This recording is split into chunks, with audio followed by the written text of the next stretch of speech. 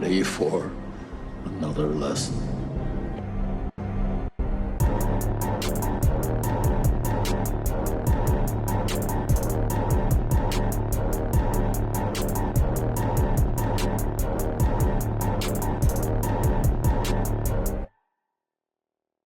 What's up, everybody, and welcome back to Back Row Banter, your favorite casual movie talk podcast. I'm one of your hosts, Adam Schwartz, and on this week's episode, we'll be talking about the movie The Dark Knight. But of course, before we get to any of that, I am joined today by White Knight Nathaniel Gingrich. What up, folks? I'm White Knight Nathaniel. Yes. That's me out there, rolling around on my white horse with my white armor and my flowing white locks. Mm-hmm. That was a good PR cleanup on what that costume could look like. I like it. It's really cool for about 3 minutes, and then dirt gets on me in so many ways, and then it sucks. So I really can only just gray and gross. I can really only show up. I have about a minute and a half timer on me. Solid. That's how it is. Sorry. That's enough to make a first impression, though. It's true. Yeah, I'm good in small doses. Yeah, first impressions are everything. And I tell you what, it clears up my schedule. It really, I get a lot of me time now. Good. That's good. Glad to hear it. Also joining us today, remote for the first time in quite a while, it's Two-Face Ty, Tyler Verdalis. Rachel! That's funny because I can't see your face right now, but I just I feel like I lived that experience. Like I can't see you, but I can hear you. Get me back my face. Is that? I don't think he says that. Yeah, I don't know. He doesn't, but okay. It sounds like something he would say. That sounds like It's actually Watchmen. Oh yeah. Sure. It's Rorschach trying to get his mask back. It sounded almost like a Harley Quinn scene from the show. Sure, yeah. You're in a pit. I'm in a pit. I keep hearing. I remember hearing that show was really good when it came out. I never went. Yeah, it was and us. watched it. Yeah. Yeah, It was you guys. Nathaniel I mean, it wasn't about it. just you guys. No, I will it say was you us. guys It added was to us. that. You guys were in that conversation. But to this day, one of the hardest I've ever laughed at a show was at a joke in that series. It was killer. It is killer. It's still on.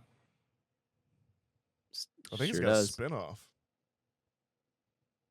Was that the show Spin-off that of you and Harley Rob Quinn. watched an entire season of? Yeah, like the first 12 episodes Yeah. on that Yeah. New Oh, Year's. and then Yeah. followed by 14 episodes of Neon Genesis. That is correct. Evangelion. Yep. What a day that was. What a day.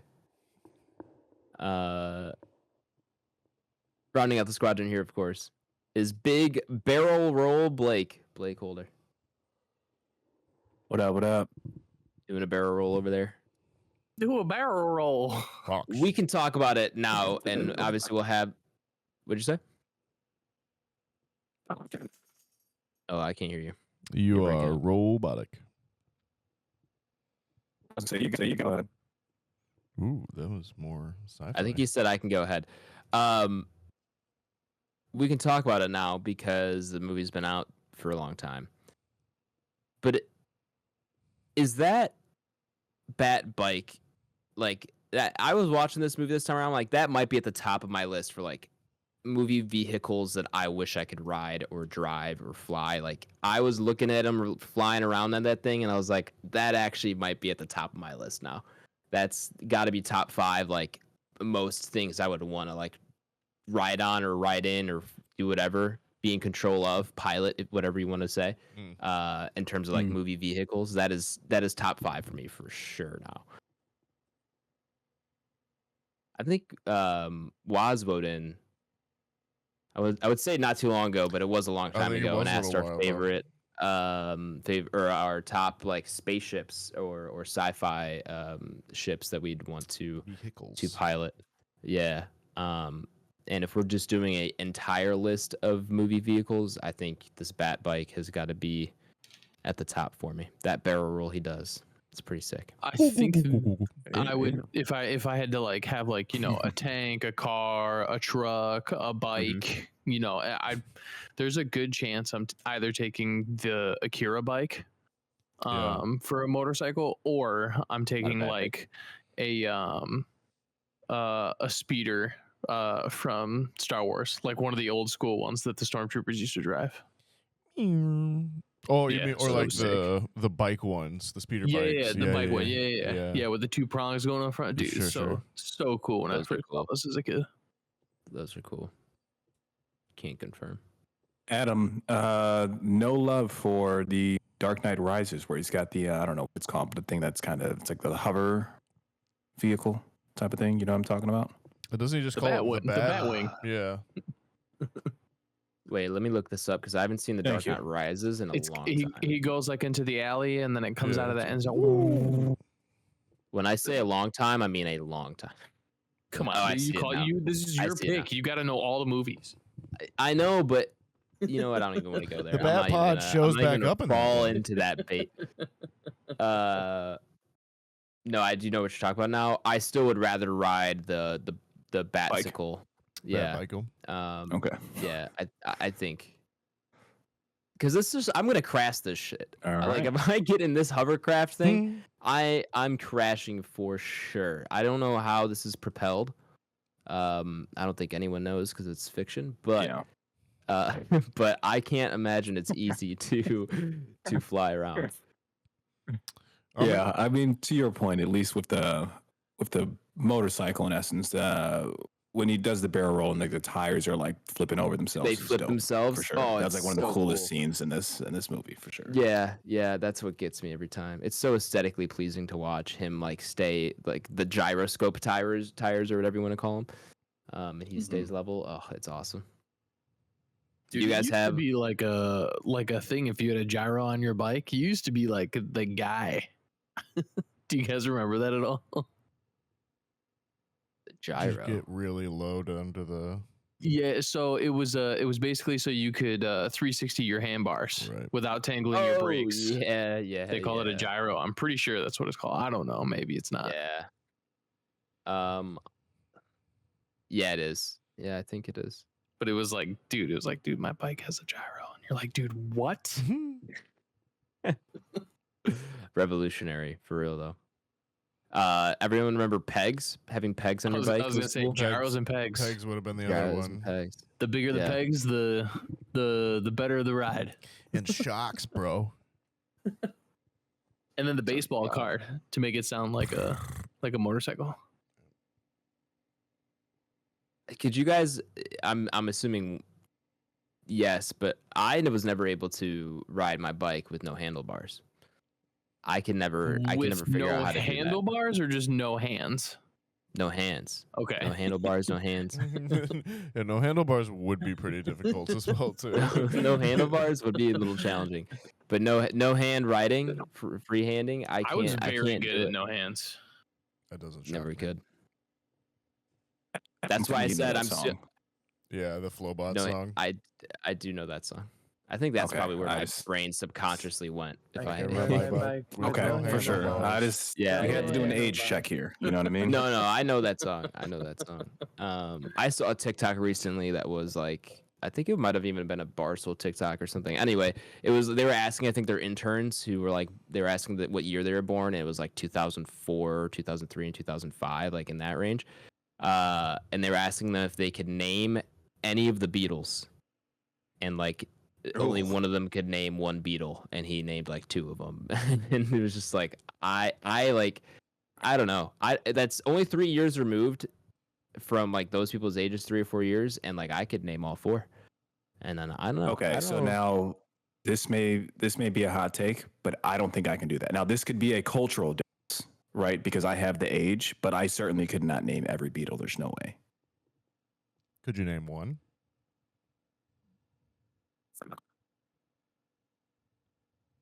That's just Oh, you're breaking up. I don't know if you had a guess.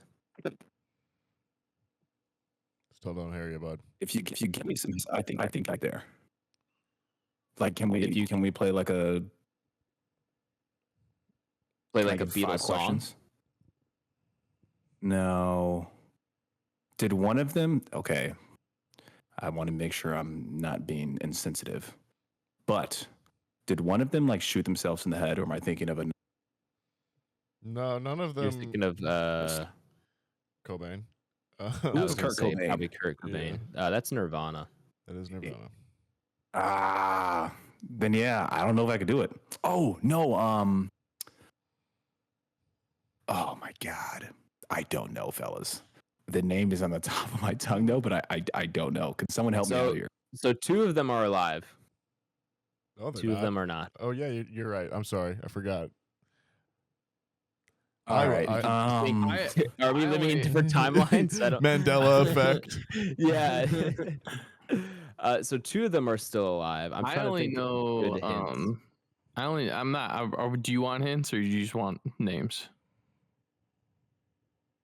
Do you want initials? If I gave you initials, would that help?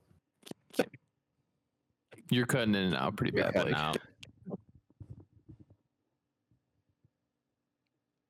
We didn't Can you catch you, give me Blake. the most famous person's set of initials? Give you the most famous person? Set of initials. Yeah, set of their initials. Oh, the most famous person's set of initials. Would you say Yeah, there's 2 that really stick out. there's 2 that you could go between? I'll give you the one that's still alive because you've probably heard his name more than you would of this other person. PM Okay. is the initials of the one who's still alive, who's top 2 in the group. Oh. Ooh, is it Paul McCartney? Is that a person? Close Or did I close make enough. that up? Paul McCartney. Paul McCartney. Ah, there it is. You're very There it close. is. Yes, that is him. So it's Paul McCartney. The other one that's alive is Ringo Starr. He was the drummer. Yeah, And then the that's- 2 that have Oh yeah, passed. I would not have known that. Yeah, the 2 that have passed are George Harrison, and the other most famous member of the group is John Lennon, who was pretty famously assassinated, I think in 79, somewhere around there, in the 70s. So yeah. The more you know. Why do we say that John Lennon got man. assassinated? He just got murdered, right? Like, where do you draw the line on that one? I don't know. If you're a public figure, Maybe you get assassinated. Maybe you know what? Maybe you're right. Maybe I shouldn't use the term assassinated. I don't know if that's the right term. I think assassination attempt means it was like motivated by someone else, or it was more of like like a plot and a scheme. Whereas maybe just saying I should just say he was murdered. I don't know if assassination is really the right term to use there. You got me there.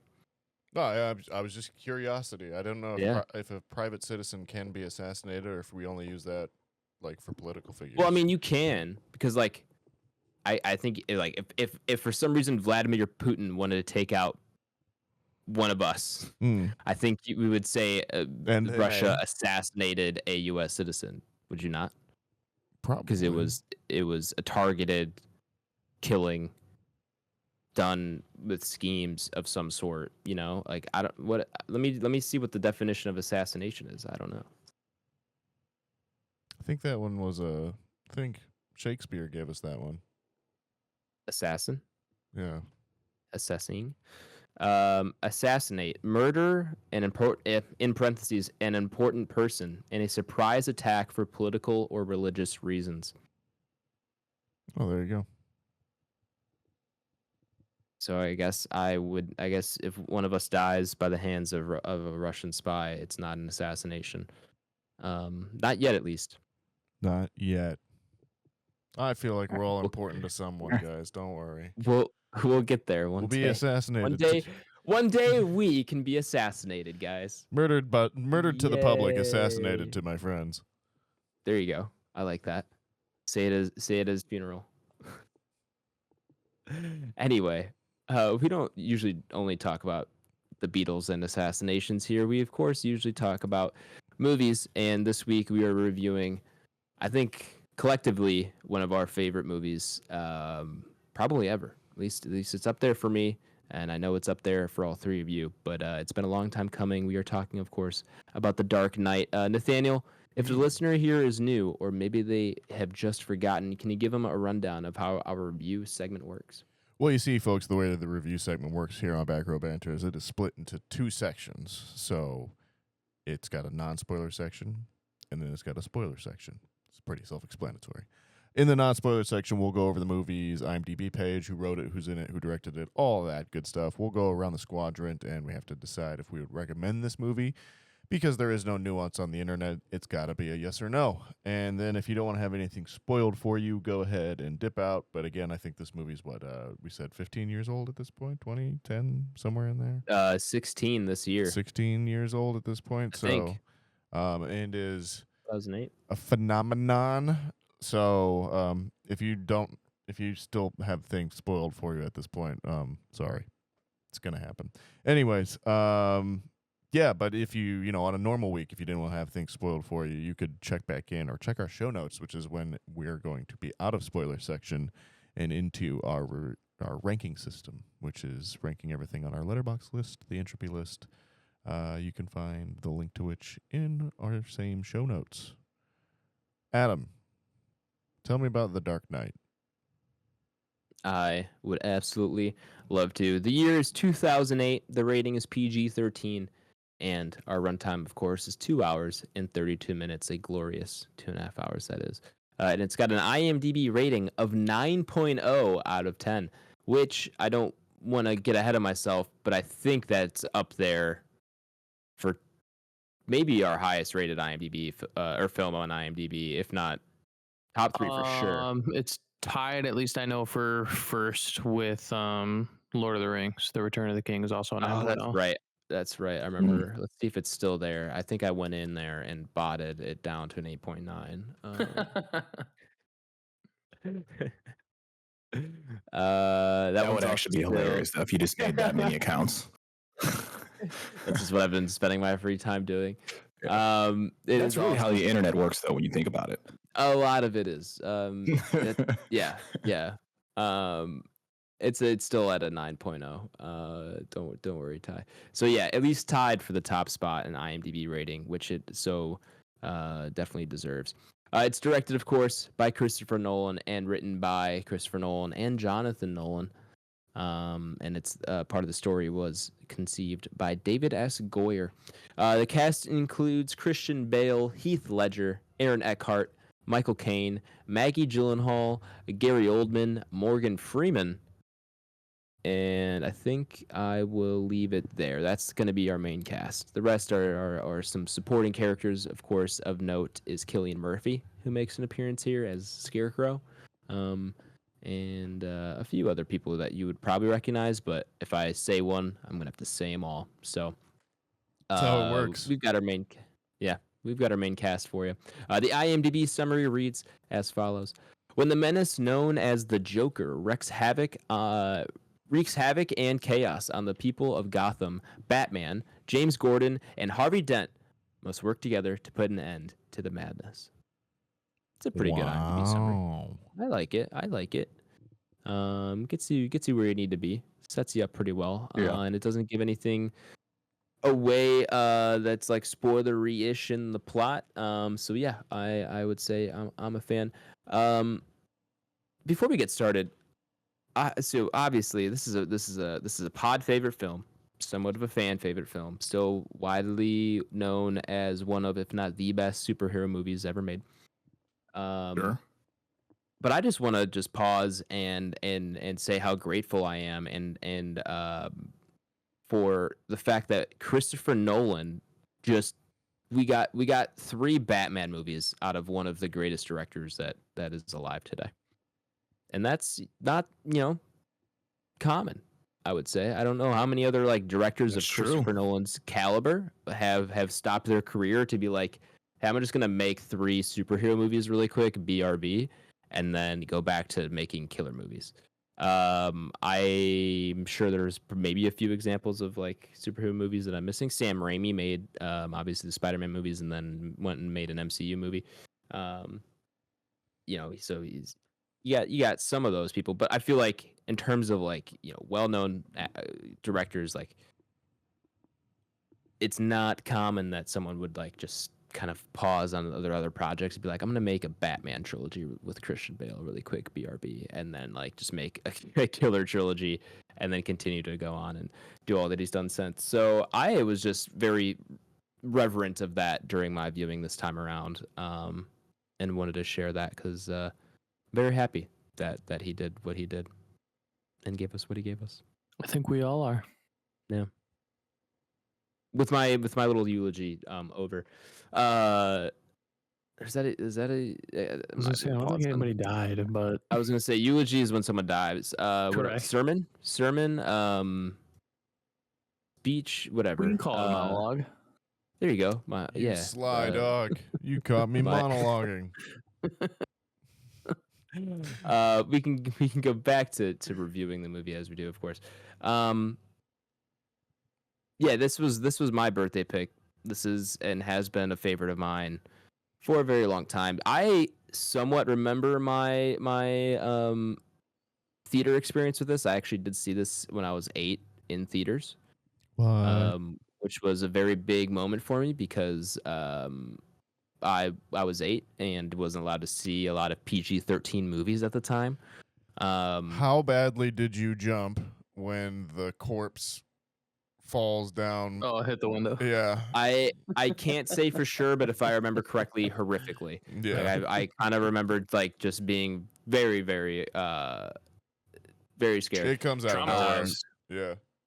Yeah, it really does. And then which is great because it's very effective. But then my dad, I saw with my dad obviously, and someone had tipped him off to like there were some scary scenes here and there, and so like he would like cover my eyes for like when Two-Face would be on screen. I don't remember seeing too much of him my first time around.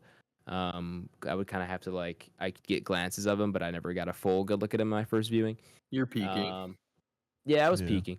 The children yearn and there to were, see. yeah, there were a few other scary moments that my dad hid me from, but for the most part, I do remember going to see this movie, and I remember there was like a Simpsons movie out at the same time, I think, The Simpsons or movie. was coming out. Maybe There's it was only the one. Simpsons movie. Yeah, but that's something I remember waiting in line because this was the days before Reserve reserve seats. your spot. Yeah, reserve your seat, and so I remember waiting in line for the screening. Which, upon reflection, feels like a really odd thing to introduce only within the last, 15, 20 years for movie theaters. Or the last 10 years for movie theaters, I should say. Yeah, I agree. But I'm very glad that it's the standard now. Like, I wouldn't go to a movie if I couldn't reserve my seat ahead of time. It saves everyone so much time and trouble. But anyway, yeah, I remember my viewing experience, theater experience for this. Do you guys remember? Because you guys would have been a little bit older than me, obviously. So, Yep. Yeah. I've got vivid memories of watching this and The Dark Knight Rises in theater. Yeah, I remember the lead up to this. I remember because I remember when Batman Begins came out and everyone was pretty excited about that. But then it was a couple years later, as you pointed out, that Christopher Nolan came back, because I think Begins is 2004. And so yeah, there's a 3 or 4. Yeah, let me look up. So there it's had been 2005. time, I feel like. 5. It's actually 3 years in between all 3 films. I think. Okay. So yeah, I feel like there was time for it to kind of grow naturally in between there, so that people were really excited ahead of time before The Dark Knight came out, and then obviously that just reached fever pitch with the whole passing of Heath Ledger thing, and I feel like that it shouldn't be mistaken how big of an impact I felt like that had on the word of mouth of this thing at the time as well too, where it did draw people in that just would never normally go and see a superhero movie, because this is again before, or really right around the time that Marvel is just starting to kick off. I think they must have had Iron Man and Iron Man 2 coming out at that point. Iron Man was 2008. Right. So kind of Yeah. right on that that train. So it was still uncommon for adults to go and see a superhero movie. Um, and I mean, this thing just kind of took over at that point, and I feel like it was an instant like sensation. Like everyone was just like, Yeah. well, that is the the standard bearer for that genre from now on, kind of thing.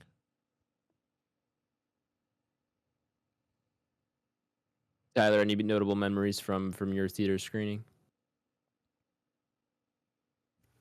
Sorry. What was that? Any notable memories from your viewing experience in the theaters, if you remember? Honestly, I really couldn't remember. I know it's definitely one of those movies where we definitely like went to the movie theater and you had to like be there to get your seats. It was like before Yeah. like reserving your seats and everything like that. So it was definitely one of those like core movies of seeing with everybody, because like you didn't really have a choice. That was like one of the things you did. You just like you go see movies with everybody. Whereas like nowadays, I'll just go see a movie by myself. I think I saw it like 3 times over opening weekend or something like that. Like I bet we were probably somewhere. Yeah. I know I didn't see it just once. I'm for sure saw it twice. But yeah, I mean, just like the opening scene with the bank robbery was just like, you're like, am I even watching a fucking Batman movie, or is this like a fucking like Heat?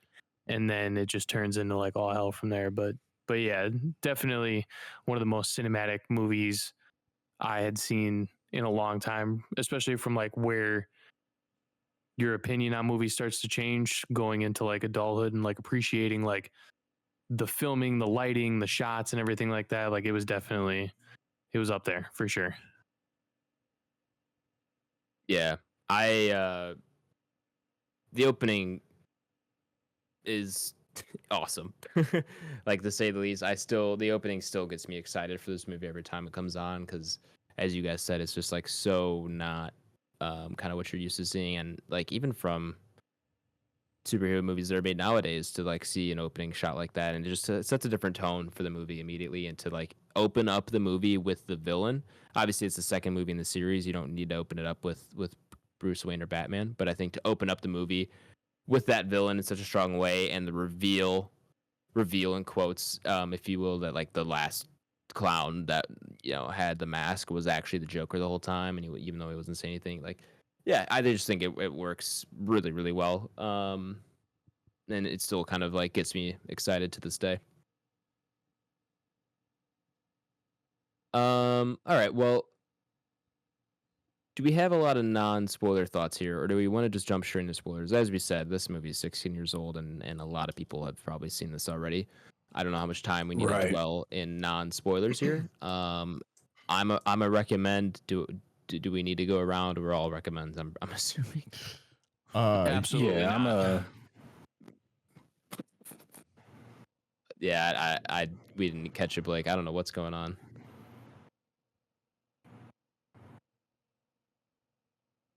All right, I'm a recommend.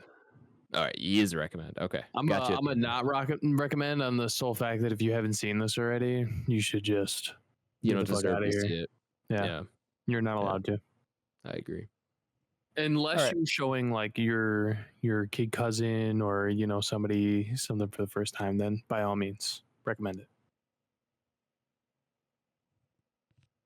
Cool. All right. Well, we're not going to spend too much time in non-spoilers here. We can go ahead and head into spoilers. If you haven't seen The Dark Knight somehow, and do not want it spoiled for you, go ahead and check the episode description. I've left a timestamp you could jump to. We'll be taken to the ranking of the movie up upon our Entropy list. Spoiler time, Nathaniel. Do you have like a cool bicycle noise? Rachel. Oh, there you go. There you go. That works. That works. What is that one line he says, Ty? Give me back my face, or something like that. We've explained it's from The Watchmen, but yes, he just says, give me back my face. But it does make sense here. Very forward choice of words. Well, gentlemen, we've made it. I feel like we've talked about this movie, not every podcast, but quite often throughout the history of Back Row Banter. Probably our first reference, if you go back and listen to episode 1, I'm sure we found a Dark Knight reference in there somewhere. We for sure talked about it in episode 2, because we did, I think, top 5 movie list or something like that, top 10 movie list maybe.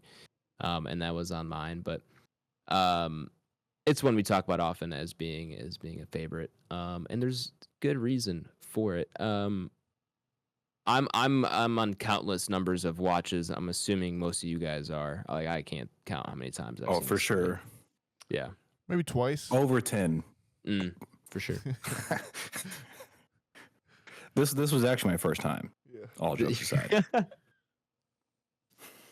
That'd be crazy. It Kick you felt off. inescapable for a while there. You know, it was like every dude's favorite movie was The Dark Knight. And especially I feel like for us being in the suburbs of Chicago as well too, that just gets amplified Yeah. because this is so Chicago's so photographed in that movie. And Mhm. like it's like become like a thing of like politicians use lines from that movie and stuff like in speeches and that kind of thing. It's just it's definitely part of the culture. Yeah. I mean, and we were talking about this recently, I think, how the, die a hero or live long enough to see yourself become the villain. Like that's from this movie, and that's kind of just a like common colloquialism now. Is that what Yep. a colloquialism is? For sure. Did I nail that one? All right, cool. Use some good words. Thank you. I didn't get eulogy right, so I kind of made up for it there. But yeah, it's just kind of crazy that a superhero movie can make up something that is still kind of used very often to this day. And like, obviously, when you look around pop culture or just like kind of language in general, like I'm sure there are quite a few quotes from movies that have kind of just made it into like everyday kind of sayings and whatnot. But I think this one just stands out for me because it's, not a movie you would expect has a lot of quotable lines or lines with a lot of meaning or message behind them. And yet there's a couple that you can kind of take out and use if you wanted to in day-to-day life even. Yeah. How do you guys think this movie has aged in now 16 years? Go ahead if you're gonna keep adding on to that. Yeah, question. there's not much more to add. I was just gonna say, like, obviously we've seen this countless amount of times, periodically in between those 16 years, but I haven't seen it in a couple years now, and even the last time I watched it, I kind of felt the age on it a little bit more than I had previously, and this time around, I'm just kind of curious to see where you guys think it landed for you in terms of like, how does this movie look, feel, what effect does it have on you guys 16 years down the road? I think that And it's still Go ahead, Blake. yeah, sorry to cut you off. I would say it still you're good. has like the 2000s like action flair, right? That like you think of if you've seen any of those movies at that time. But I still think the themes in this are still relevant in today's time period, which is just ridiculous how good the movie is. Oh, we lost you. Tough week for Blake's mic this week. I don't know if it's his mic. Yeah, I'm telling you. Could be the internet over there as well Could too. be the internet. I don't know. He's in our I was gonna Milwaukee say, office. it's more than likely the connection Yeah. he's receiving One of the might be How's better that? off hotspotting from a phone. Could be. But anyways, where were we, boys? As far as like How it's aging, aged. I would say that I think it's aged really well. I think that kind of like what Blake was saying, the themes are still there. Just the overall feel. Obviously, I mentioned the cinematography earlier. Like it's still something that you can see that has kind of changed the game in a sense. And the only thing I would say that's kind of aged on me is Christian Bale. Honestly, I still like him. He's definitely not my favorite Batman, but I also grew up in a different time. And I've been exposed to more, and we also have people like R. Pats now, who has done a phenomenal job as Batman. And I would say, even though it was, I'll call it a half a movie or a movie and a half, we got Batfleck, who I think would have absolutely sparkled in a solo movie, given the right director and script and things like that. But the more and more we go back to this movie and saying that it is as good as it is, For me, a lot of that has to do with Heath Ledger, and I just can't help but think, as this movie goes on, is, if he wasn't part of this, what would it be to me? And I think he plays such a big drastic part for me in this film that the more I watch it, the more I kind of watch it because of him, not really because of anything else. I think for me, in response to how it's aged, the biggest thing that like I take away from it is its practicality, and like it's just like the real nature of its sets, and definitely like it just feels crafted rather than some of the stuff we get these days for sure. That feels like halfway engineered to just be cropped to a 4:3 ratio, so it could be on a TikTok in 3 weeks time. Where like now like this feels much more like a movie and less like a bit of content. And I think that just feels very distinct in a lot of different ways. And to kind of what Blake's saying, like those I remember hearing at the time that like Nolan and his brother, when they were writing their Batman movies, they would always start with like a singular theme and then meditate on that theme within themselves. So I think the first one's Batman Begins as fear, and then this one's chaos, and then the third one's pain.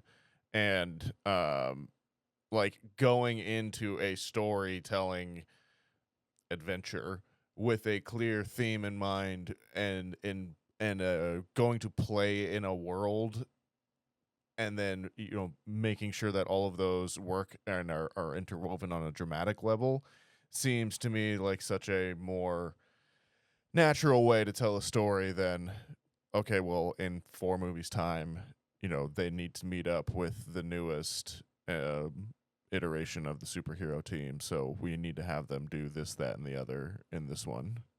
And yeah, that's the age that I feel when I look back on this one now, on this rewatch. Blake, are you back? Yeah, I'm here. Do you guys got me? Yeah. Yeah, I've heard everything you said. I completely agree with Nathaniel and Ty. I'm trying to keep it brief here. No, you're good.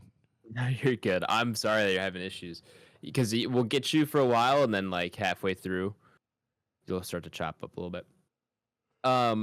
Yeah, I can agree with you guys on all that. I do think we've talked about this before too, where practical effects just will age just infinitely better than CGI, and I agree with everything you said, Nathaniel. Where like I think that's a big part of why this movie still looks as good as it does, still feels as good as it does, still has the same impact, and why I think it will continue to age so well.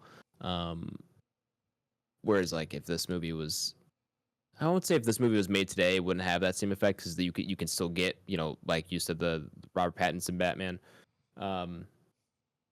like that still pretty practical, still looks great, and that one will also age well. So I won't say if you made it today, it won't have the same effect, but I think that is a big piece of why it has aged so well. The suit though. What about the suit? The suit design potentially aged a little bit. Don't like it? Not. I'm not saying I don't like it. I think it's still. It's still somewhat iconic. It's that day shot in the bank that really gets me. Day shot in When he the bank. Where he goes to the just bank shows vault, up into where the he shows vault. up in the bank vault in the full Yeah. suit, and you see it kind of in broad daylight, where you're like, ooh, Under harsh Yeah. white lighting, yeah, fluorescent lighting. yeah. That's when it gets to me a little bit. And I think I would just I comparing the two, would prefer Robert Pattinson's Batsuit over this one. I just think I like the rugged look of that one, the more of the Batfleck. kind of Batflex is okay. Batflex looks like a Hate refrigerator. Batflex. Like a what? Like a refrigerator. That's awesome. I think that's because he's fucking built like a refrigerator. In that. I know. He's about as wide as one. But it's all I can think about when I see it. Hey, we might get a Batfleck movie after this divorce clears. Who knows how much J-Lo's taking? You know, he might need another check. Do you get a second time like discount on there? I don't know. Or is it double or nothing? Like it might be the double or nothing. Judges get to call on that one. Yeah, like, or is it double be. indemnity or double jeopardy? Like you can't get it for the second time. Maybe not. Maybe there's only one on the board. Yeah. You never. You can't. I don't know. Yeah, we'll call it that. Or at least we know that they were like, we're both just gonna sign prenups for this one. Hopefully. Anyway, yeah, I think this movie has aged pretty well though overall, and which makes me very happy because I think this is a movie you could continue to show newer generations, and I think this is gonna be one.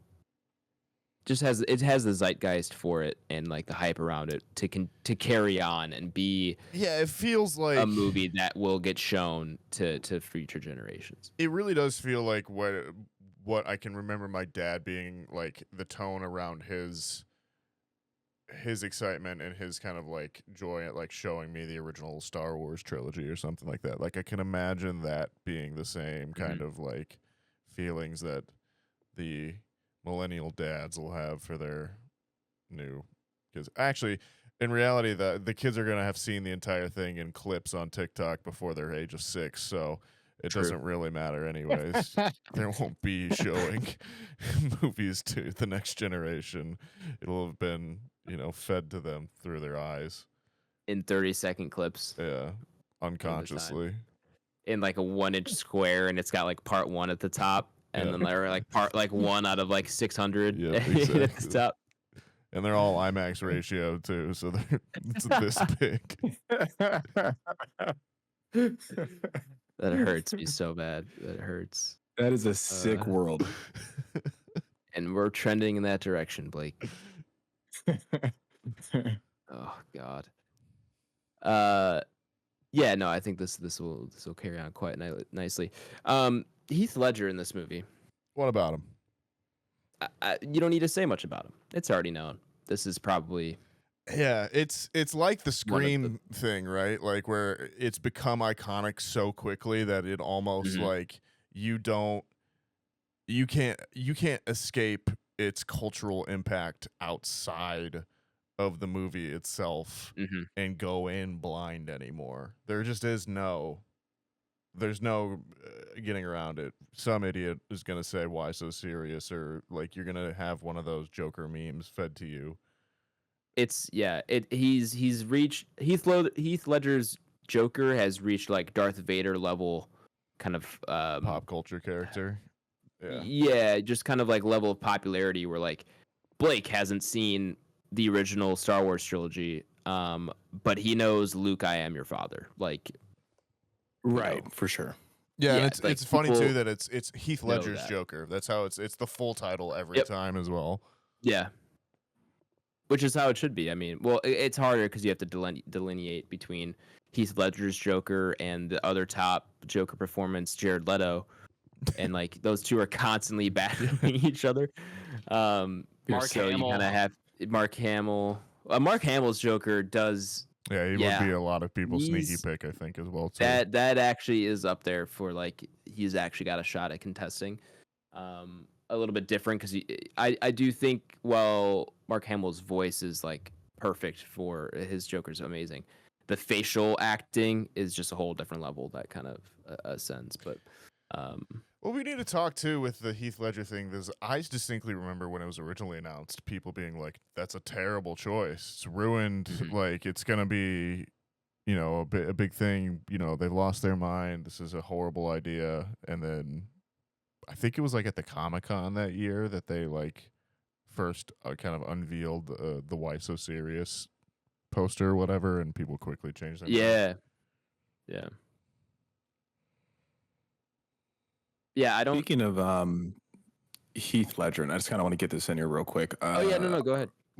Where do we lie on the line of this movie being incredibly significant, right, for everything it stands for, the superhero genre, and just kind of how innovative it was?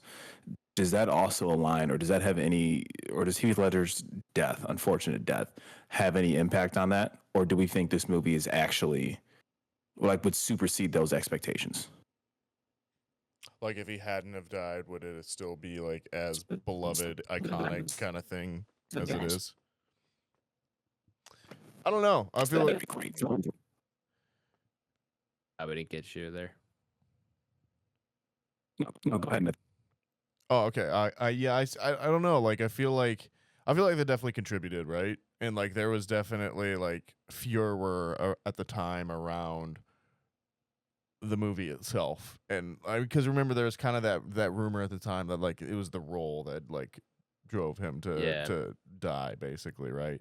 And so I don't think like you can really separate those anymore, but I feel like it probably wouldn't be as iconic. Like I don't think he would maybe be to the level of like a Darth Vader, like Adam's saying, but I do think it would still be like that beacon of like, this is what superhero movies, like this is the bar kind of thing. Yeah, I think it's too hard to separate those two now. Because while I think, say Heath Ledger was still alive, or didn't pass away at least right after this movie, or maybe it happened a few months after it left theaters, anything like that.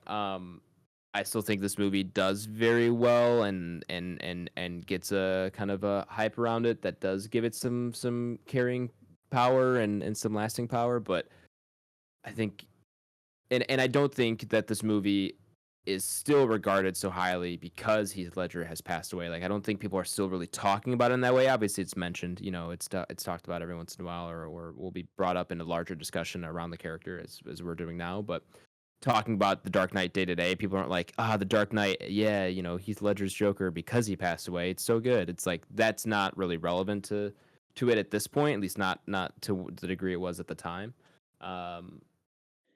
So I think the fact that it happened, the timing of it and how it lined up to the release of the movie, kind of, as we've talked about previously, added to the hype at the time it came out, added to people's thoughts and feelings on the movie at the time it came out, that have since carried its kind of hype and carried its kind of legacy, almost, if you will, or whatever word you want to use there, but that's kind of carried it through to today, because of everything that happened when it came out. But yeah, I don't know. It's hard to separate the two. I think it had some kind of effect on the movie, and the fact that it, even to this day, that's his last performance, and there's still some impact to be had from that, in and of itself. Because as one podcast member here has said, Heath Ledger could have been the greatest actor of his generation had he had more time to flesh out his portfolio. So you never know. Valid. Someone said that at some point. Someone said that at some point. It may or may not have sparked a huge beef, but that's behind us now. Massive beef. Some would say it's bigger than Kendrick and Drake beef, but there were diss tracks, Mm-hmm. There's blood in the water. What is it? It's Meet the Schwartzes. Is that what the new song is? Listen, I don't want to drop that nuke if I don't have to.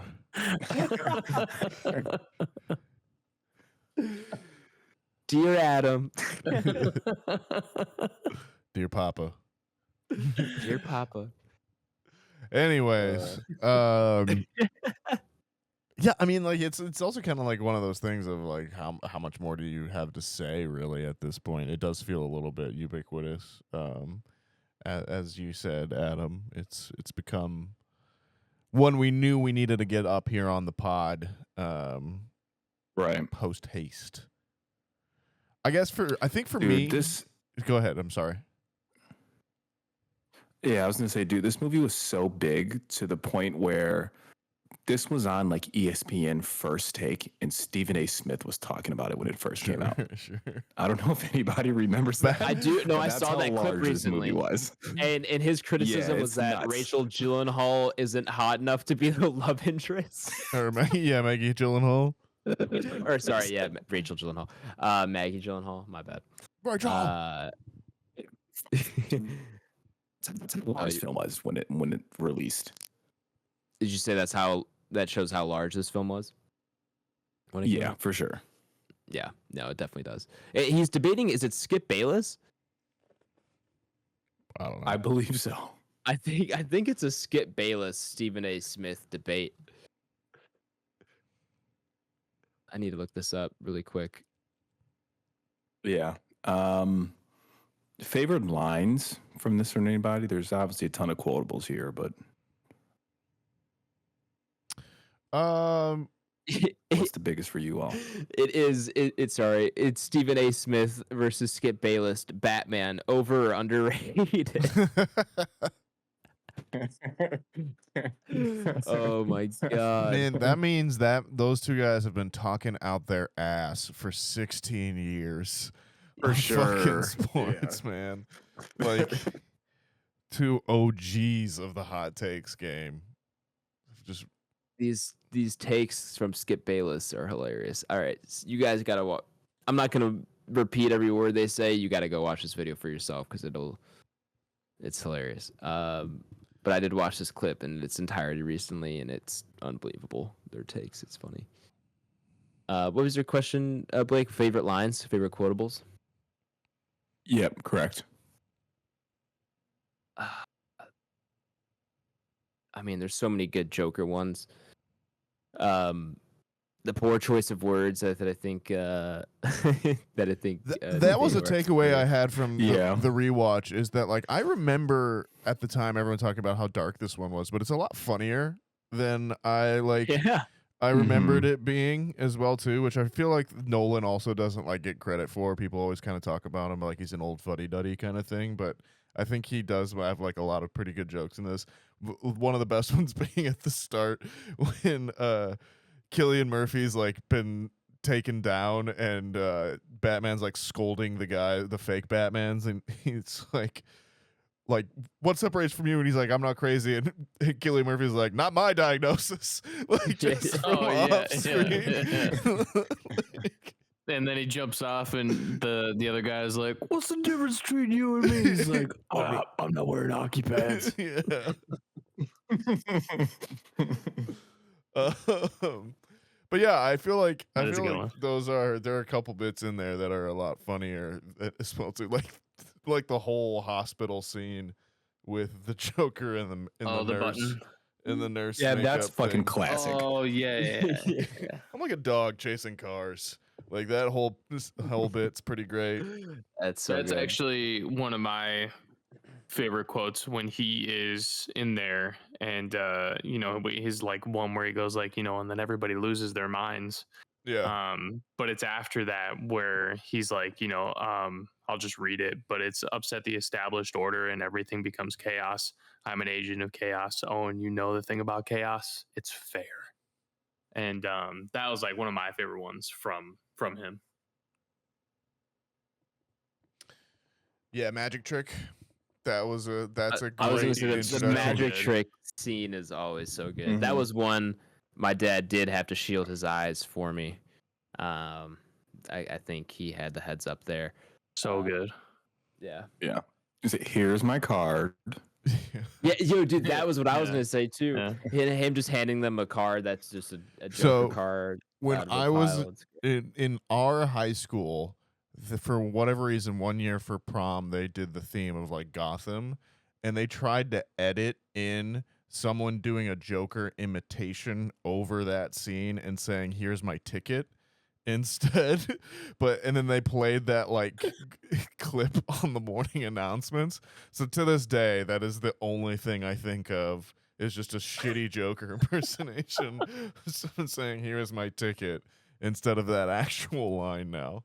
So thanks, Unreal. Apache Junction High School, for ruining that for me. Unreal. Who is your favorite Batman? Mine, personally? Everybody. Oh. Or I guess, who is your quintessential Batman? Christian Bale. Yeah. It's Christian Bale for me too.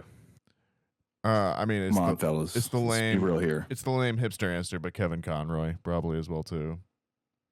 Okay. Ah, Yeah, okay. I like that. I like that. Um, No love for George Clooney. I was gonna say Clooney's a big one. nah. Christian Bale, that's just my Batman that I grew up with. My other sleeper pick that a lot of people, might be a hot take is I grew up with Val Kilmer, baby. I knew that was gonna be one of yours, Yeah. but you gotta give Michael Keaton credit for always for sure. having. That's you know, true. That's true. You want to get nuts? Let's get nuts. That's fucking incredible. Yeah, that's good. Not my Bruce I will Wayne. Jack I will Nicholson say, as Joker too. I was gonna Jack say that was Nicholson. gonna be the over 40 dads answer as Nicholson Joker. of course, yeah. But watching the movie this time around, having now seen American Psycho, I was pretending that his Bruce Wayne was just Patrick Bateman. And I was like, this is really so funny. much better. This is so much better when you pretend it's Patrick Bateman after everything goes down on Wall it was Street. narrated like that. Yeah. My morning routine consists of going down to the Batcave. Talking to Alfred. Yeah, that's what I thought of when I saw him just with his white button up and in his like rich mansion. I was just like, is that Patrick? They say Batman doesn't kill people, but Patrick let's does. be honest. Hey, he's just got to return some videotapes. Exactly. That's one of my favorite internet jokes of all time is somebody mentioning how Batman doesn't kill people, but he'll just like land a Batmobile on somebody. If you play those games, I was gonna say the Arkham games. they It's are awesome. insane. You're Oh, running yeah. people over, but it's like tasing them first, and so because they were tased, Dude, I'm and they telling flew off your fucking windshield, they're not dead. They were tased first. They're fine. 2 days Dude, he's making ago. people into vegetables. Yeah, of course, exactly. That he'll also just disable you. as well, too. Well, there's 3D X-rays of their skulls like getting Yeah. crushed in slow motion. for sure. Yet they're fine. They're gonna walk away. You didn't kill anyone. 2 days ago, I was at work and Yeah. I overheard someone in the like comic book section be like, "Yeah, it's actually a really interesting point that that the Joker raises. If Batman doesn't kill anyone, like how many people has he actually killed by not killing the Joker?" I was like, "Oh my God, we're still having this conversation in 2024." Like, That's good. this, That's good. yeah, I mean, it is, but like, it is just like, especially when I knew that this movie was coming up for this week as well. Too. Sure. It was very serendipitous, let's say. Or The Matrix. Could have been. That's Take funny. me. It's funny. Take me, Matrix. I want to be here. I want to eat the steak.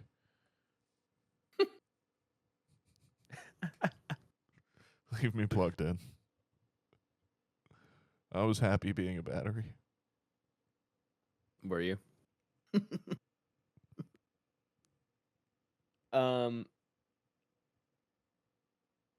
Yeah, I don't know where else to go with this. I was gonna ask favorite villain. There's only really 2 in these. Well, I guess I jumbled it up. I with, do feel like this one, like if I can make a mild criticism of the film here as well too. Yeah. I do feel like it loses a little bit of steam in the end. Like it just kind of has that kind of transition out of like Joker's ultimate plan kind of failing through no real intervention from Batman, right? Like it's just they choose not to blow each other up. I guess he saves the people that are in the building as well too, which is also a great thing. Sure. I always liked that the doctors and hostages switch out. For sure. But like, I feel like that bit kind of just peters out, and then you do get the resolution of the Harvey thing, which again it makes Dark Knight Rises more interesting, I suppose, because of kind of all the fallout Definitely. of that. But it just doesn't feel like it has as final or maybe resolved ending as like Batman Begins does, in my opinion. No, I think you're valid for that. And I do. Go ahead. I was gonna say, and as many people have pointed out, the gun thing makes no sense, where he takes the bullet out of the wall after. Oh, for I forensics. forgot that was in this Yeah. thing, and I was I also was very. It just doesn't make sense. It doesn't make sense. It wouldn't work at all. Did you make it loud enough, sir? Yeah. I saw a baby playing with a ruby the size of a tangerine. I forgot. And then later on, he's like, "How'd you catch the thief? We burned the whole forest down." which- Like, Jesus Christ! Yeah. Also, Loki. It's like an overreaction. Alfred's unit is just in some fucking shit there. Like, Yeah. what kind of black ops shit are they running out of this place where their solution is to just burn down an ecosystem to find one fucking guy? Where, One man. Let me tell you, he's British. They didn't invite him there. All right, he didn't come over and was like, "Oh, I'll take care of your thief problem." They're fucking there to colonize that shit. Like, he's the villain in that story. Also, for like a jewelry thief, Yeah, like that's all he did. No, That's they're all he did. 100% the villains. That's Heroes. So funny. Yeah. No, I agree with you on the ending though. I do personally enjoy. I mean, it's not like it has a lot of rewatchability. You obviously know what's gonna happen, but the first time watching it, especially, and even a few times after that, like the dynamic of flipping between the boats, I think is great. And it's like, what's gonna happen? Like, who's Yeah, that gonna, is good. And then I think it works really well, and not so much as it ages because you obviously know what's gonna happen if you've seen it before, but. all think so, time works well. dramatic choice to have the biggest man in the world stand up and the "I'll do what you should have done 10 minutes ago" line yeah. is a great quotable as well too. So good. So good. The president from The Fifth Element helps us out there and saves the day. Yeah. And then I think his name was Tiny, right? Wasn't it his wrestling name? Yeah, I believe so. Nathaniel's right, but Ty's right as well. I was gonna say he plays Debo. Debo, and yeah. Okay. I just Yeah, wanna on make sure. Friday. Yeah. Oh, yeah, okay. And the second ending with the Harvey Dent ending, I think is works pretty well. Personally, I think it's a good conclusion there. And like you said, I think it sets up The Dark Knight Rises pretty well. I always thought it was weird that they have The Dark Knight Rises and then they have The Dark Knight and then The Dark Knight Rises. Like, I don't. Yeah, That's it. Naming convention wise, never lined up for me. I don't know how you have that Rises as like the ending. I think that is a function of the movie getting as big as it did. I think if this wasn't the like critical and cultural smash success, Hollywood would have gone with like, I think at the time, I remember rumors being around that the third one was going to be called Caped Crusader. I don't know, that was like one at the time was, like I said, a rumor or something. But yeah, I feel like if there had been The Dark Knight in the title. if there had been, if it hadn't become that for SEO purposes, if we were doing that in 2009 or 2013 by that point, whenever that came out, 2012, I guess it would have been. We said there's 3 years between them. Well, it's 2008 to 2011. I'm pretty sure. I could be wrong. Yep, there we go. Anyways, I've talked a lot. I'm sorry.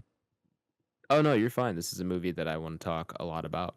Oh no, Dark Knight Rises is 2012. 4 years. Cool. One thing I wanted to mention. I think it's hilarious. We talked about funny lines, but I think one of the most, or we talked about quotable lines and we talked about funny lines. I think the funniest moment for me in this movie, and it still gets me every time, is when the mayor promotes Commissioner Gordon, and then you just see the Joker clapping. Oh, sure. Cuts to him clapping. That gets me every time. I think it's such a good shot, and apparently that was like improv. I don't know for sure.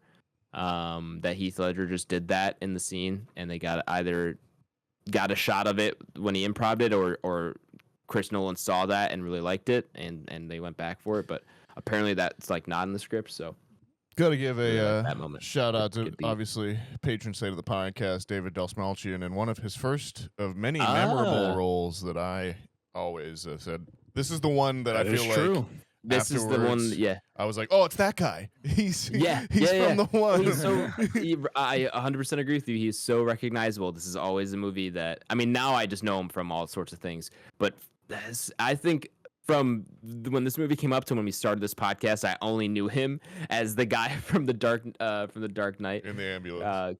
Yeah, because you're very recognizable. Yeah. I remember being in the theaters and being so frustrated that you don't get a close or a clearer look of the Joker without makeup in the like funeral In the shooting scene? Yeah, yeah. Mm-hmm.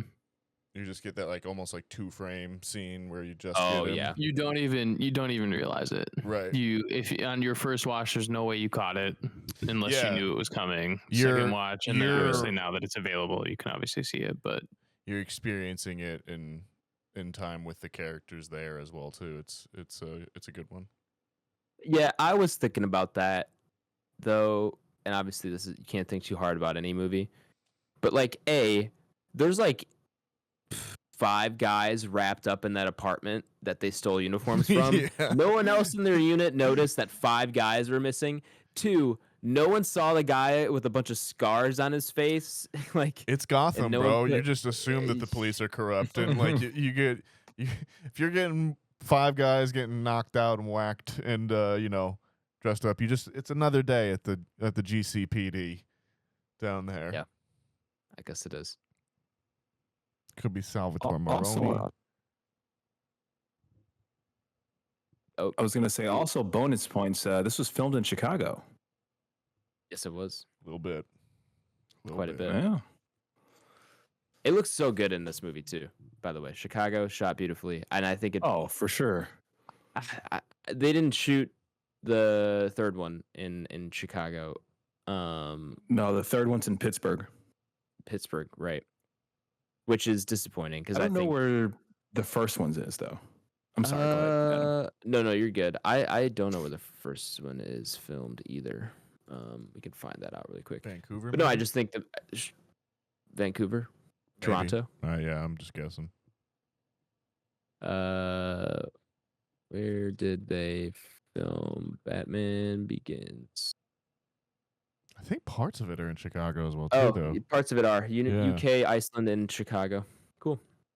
Yeah, there's there's that one bit where it was going around recently on Twitter where it was like at the end of Batman Begins where they're standing where Wayne Manor used to be, and like you're looking out on, and it's clearly England, but they're just pretending it's the US as well too. Okay. Like it's this Yeah. big green rolling hills that like with those like old like stone walls that just do not exist For in sure. America.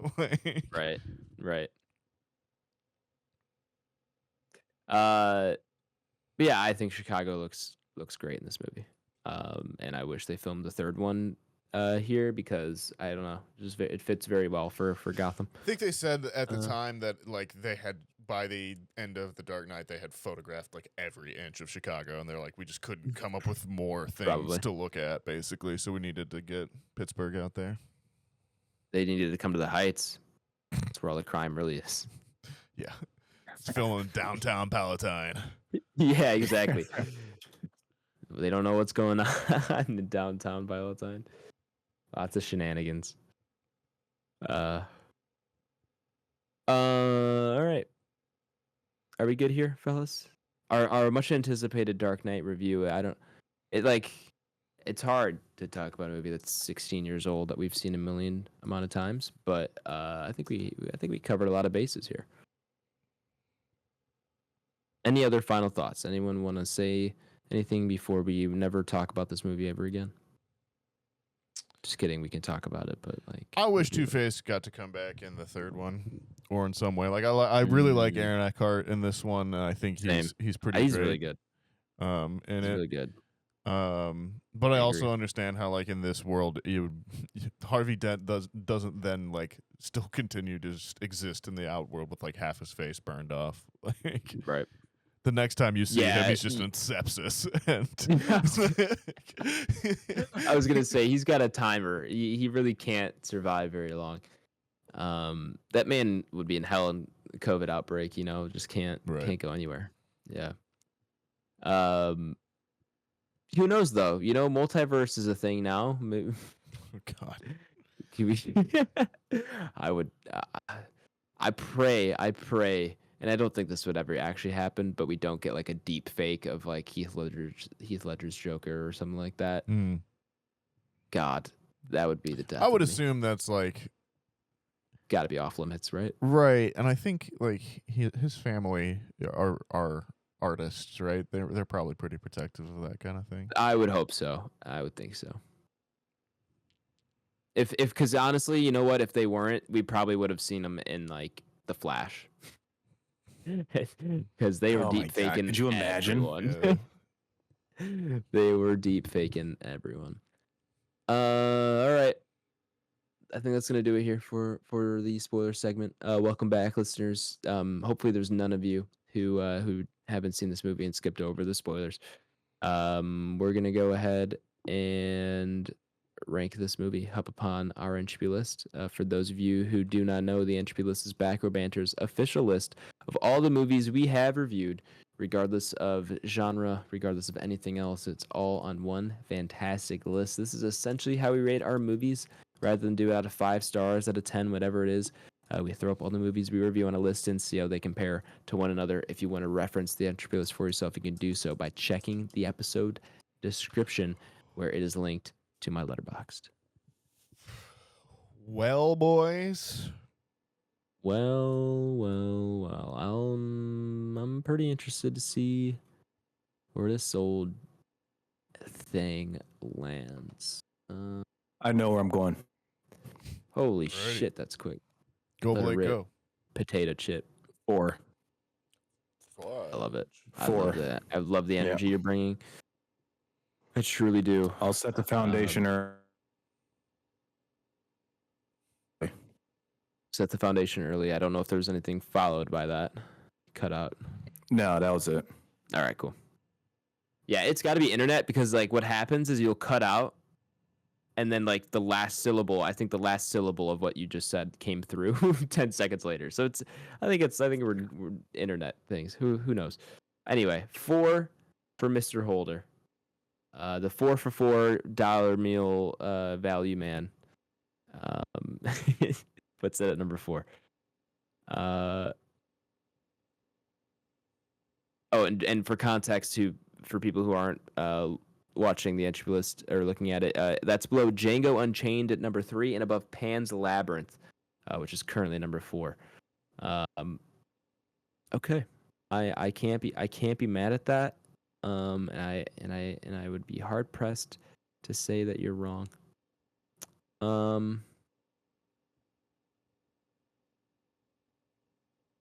I like that spot a lot. Man, I'm not mad. Anyone else know where they're going? Tyler or Nathaniel? Because I've yet to decide. Yeah, I know where I'm going. All right. I feel the controversy coming already. Oh, I hate. Oh. I don't. A little chaos. That's right.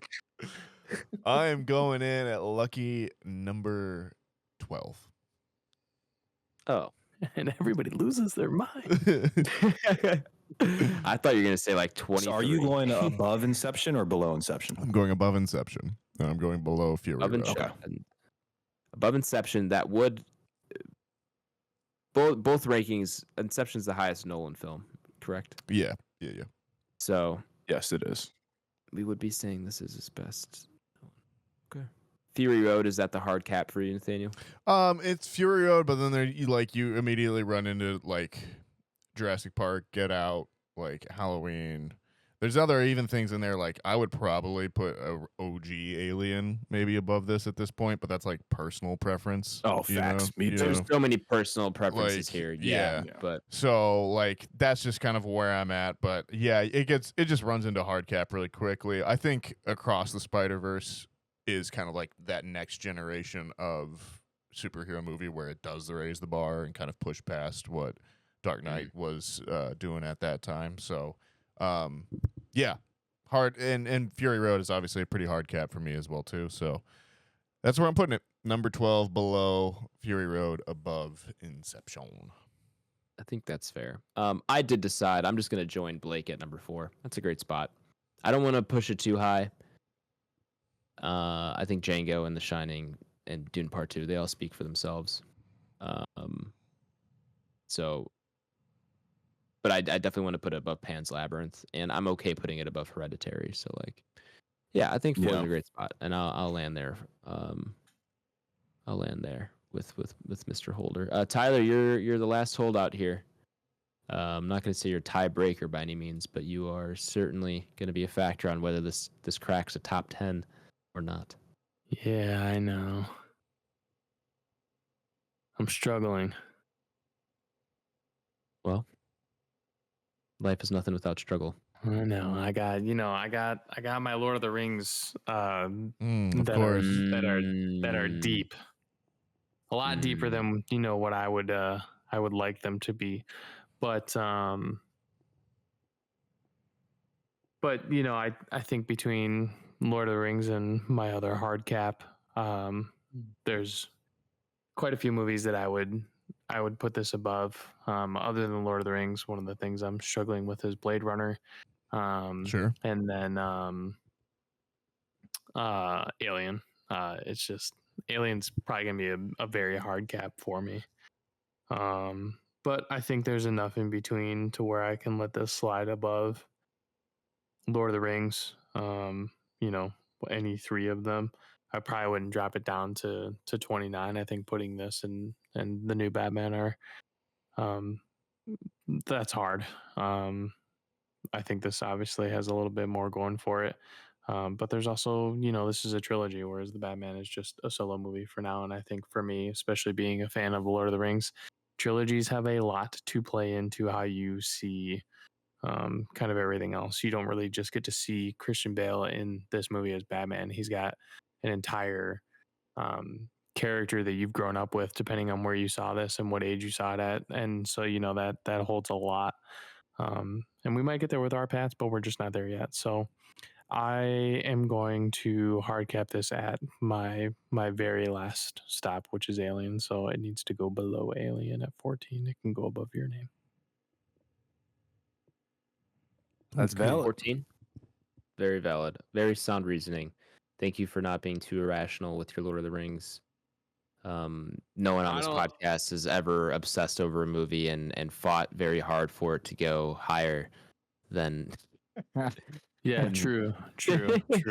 I think, as far as like the list goes and the majority of the podcast goes, I think obviously I'm just probably a bigger fantasy fan than the three of you. Not, well, maybe combined. But I know Nathaniel holds another big part of that. Especially in comparison to superhero movies and being able to digest something. This is a little bit easier for the regular viewer to kind of watch, whereas Lord of the Rings, you kind of got to dive a little bit deeper. So, on a personal level, like we said, things might change, but for the sake of the list and being realistic, Alien is a good spot for this to be hard kept at. I agree. I can't argue with Alien being a hard cap for you.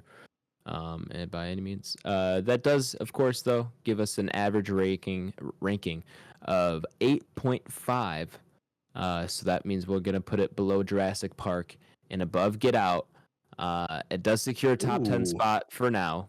We'll see what kind of kicks in above 9. But it does secure a top 10 spot. I think it's a great place for it, honestly. I think good in between all around, well balanced ranking. It does kick Across the Spider-Verse out of the top 10 for anyone who's curious. That's the top 10 now lies. 10 is Get Out, 9 The Dark Knight, 8 Jurassic Park, 7 Prisoners, 6 Halloween, 5 Hereditary, 4 Pan's Labyrinth, 3 is Django Unchained, 2 is The Shining, and of course, number 1 is Dune Part 2. I agree with you. Across the Spider-Verse getting bumped out of the top 10 is a little tough for me because I do really like that movie. But, can't have all nice things. All right, fellas. I actually don't know what we're watching next week. Let me take a gander at the schedule. Take a look. It's in a book. The Reading Rainbow. Thanks for picking up on that, Tyler. We don't have anything selected for next week. What? Which means Dark Which Knight means- Rises. we heard that one loud and clear, Blake. Same thing the whole Uh, pod. Yeah. Dark Knight Rises. That came in very clear. Thanks.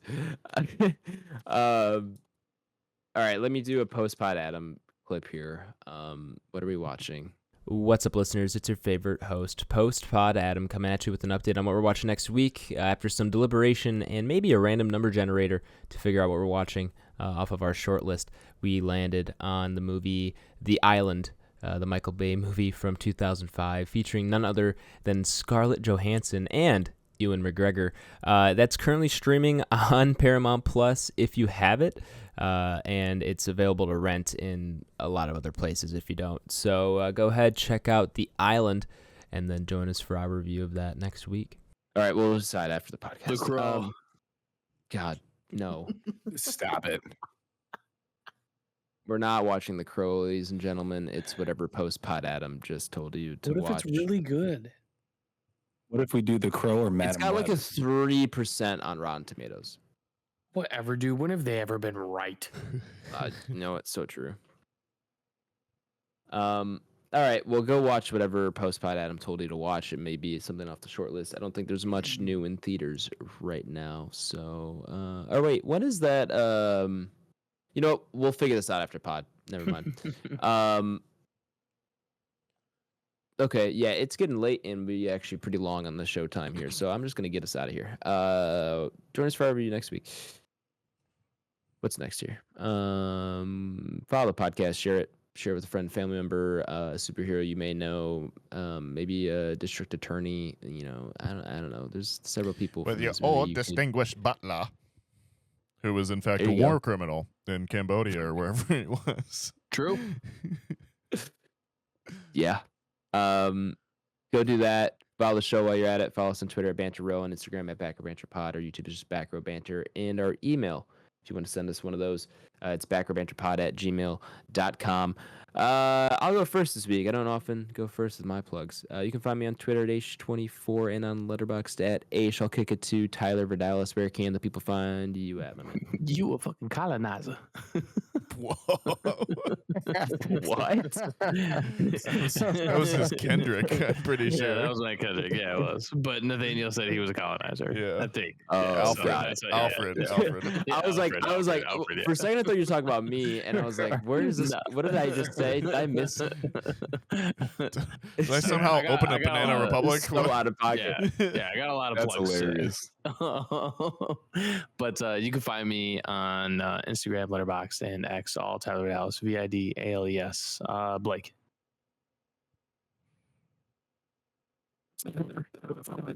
Man.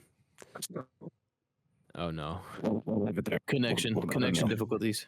He's on Letterboxd at BlakeHolder, and Mr. Water Cooler's on PSN. Did I get it? And Yes, sir. Yes, sir. And no, yeah, and Xbox, yeah. All right, cool.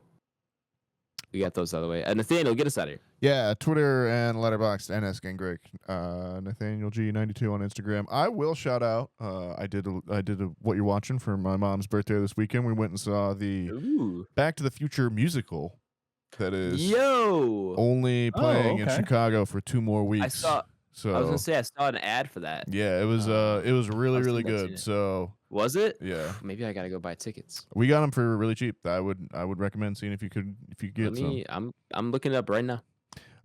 So yeah. Anyway, shout out that was great, and be excellent to each other, everyone. We'll BRB.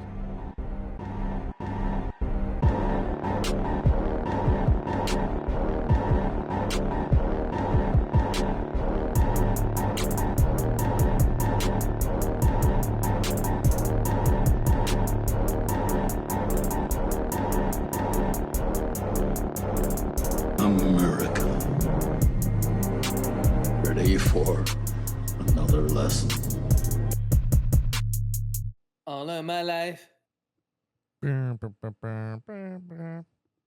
what a song. What a time to be alive. That is like I would arguably do- the top like 50 song of all time, though.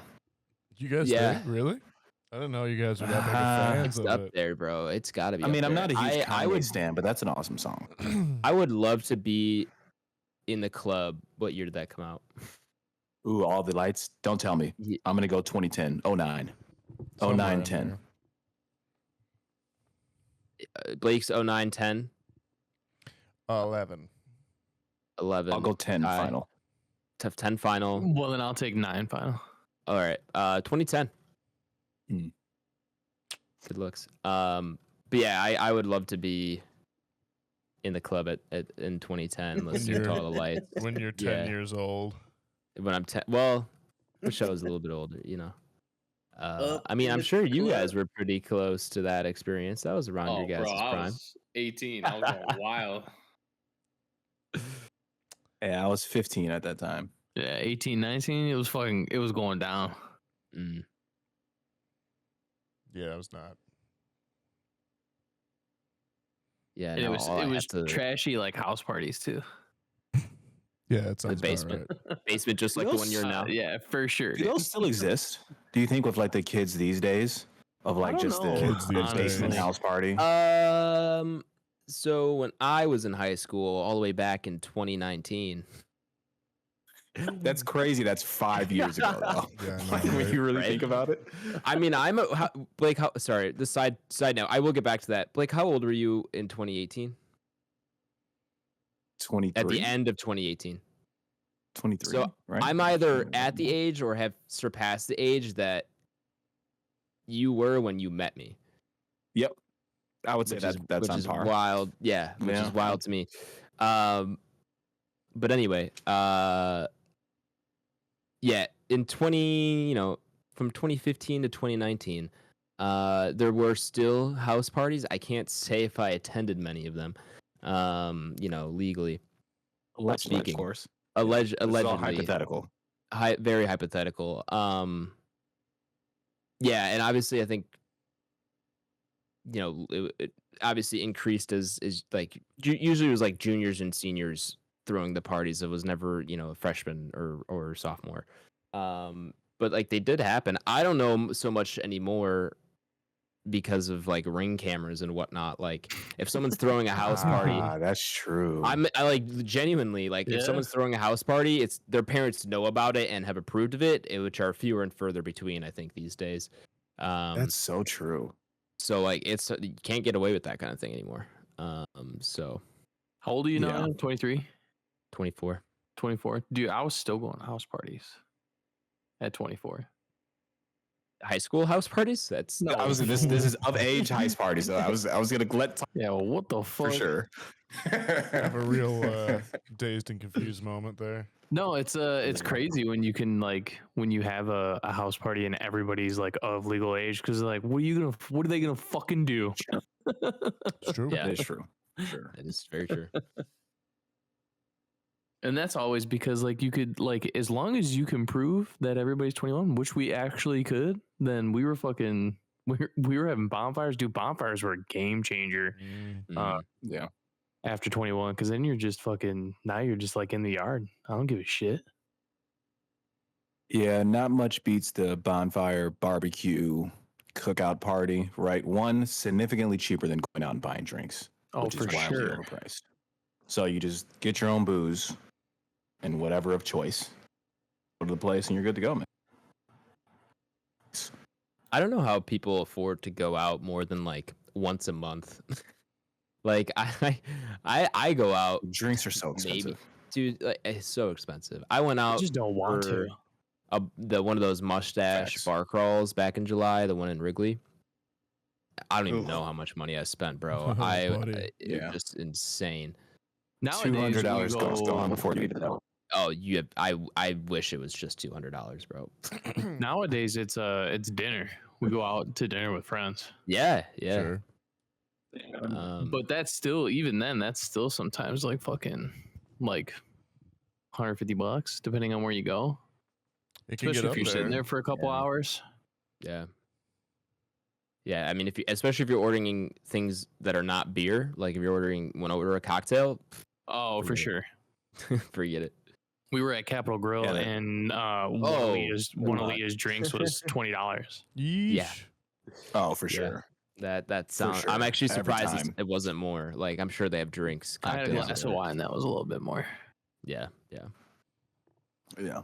But yeah, at a place, one great restaurant. But then at a place like that, though, you're racking up like $60